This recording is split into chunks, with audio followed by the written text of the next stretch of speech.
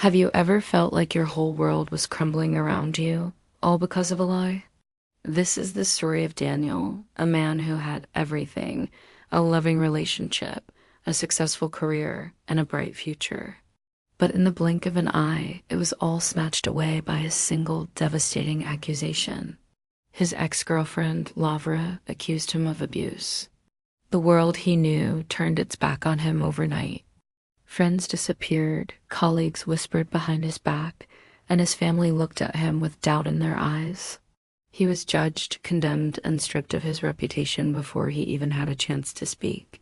Daniel's life became a living nightmare.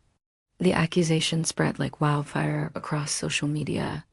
Strangers who had never met him sent him hateful messages, calling him a monster. He lost his job, the company citing a morality clause. His landlord evicted him, afraid of the negative attention.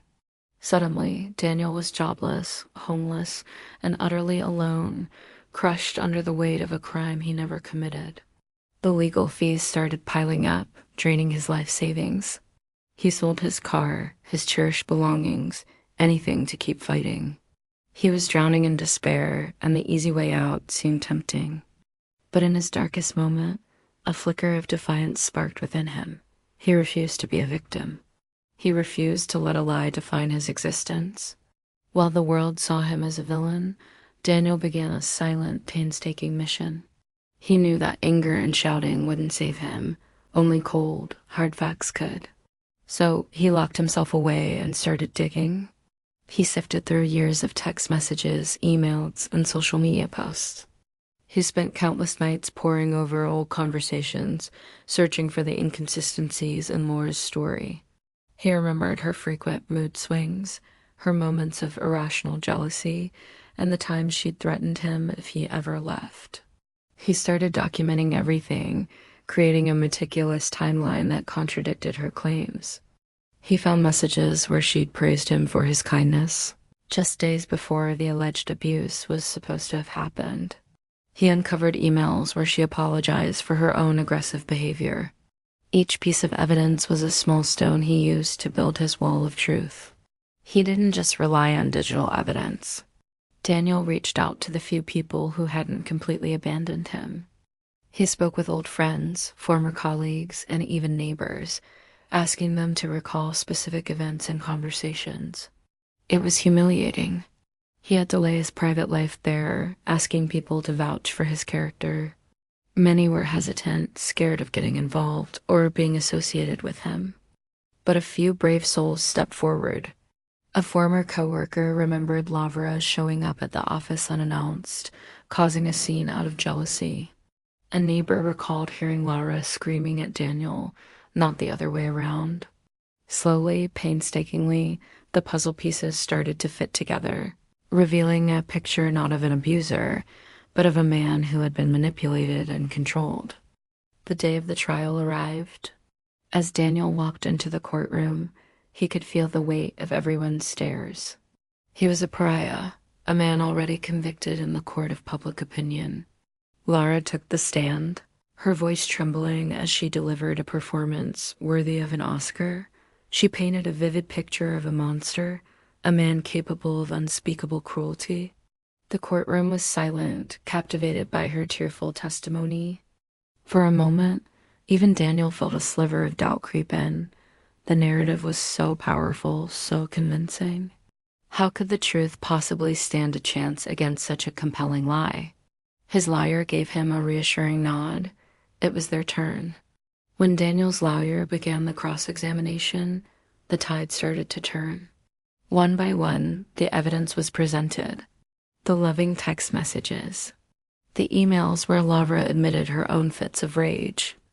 The lawyer played a voicemail Laura had left him weeks after their breakup, a message that wasn't filled with fear, but with desperate pleas for him to come back, followed by threats of revenge if he didn't. Then came the witnesses. The coworker, the neighbor, their testimonies directly contradicted Laura's claims. The carefully constructed web of lies began to unravel, thread by thread. Laura's composure cracked, her story changed. The confident victim transformed into a cornered liar right before the court's eyes.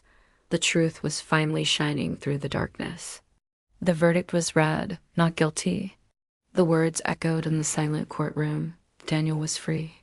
A wave of relief washed over him so powerful it almost brought him to his knees.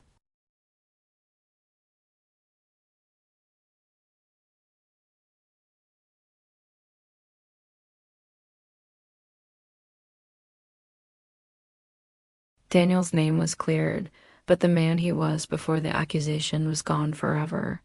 He had survived, but he was not the same. He became warier, more reserved. The easy trust he once had in people was shattered. He found it hard to form new relationships, the constant fear of being hurt and betrayed lingering in the back of his mind. The experience had taught him a harsh lesson about the fragility of reputation and the destructive power of a lie. He learned that the legal system could declare you innocent, but that doesn't erase the trauma or the time you lost. His battle was over, but the war inside him continued.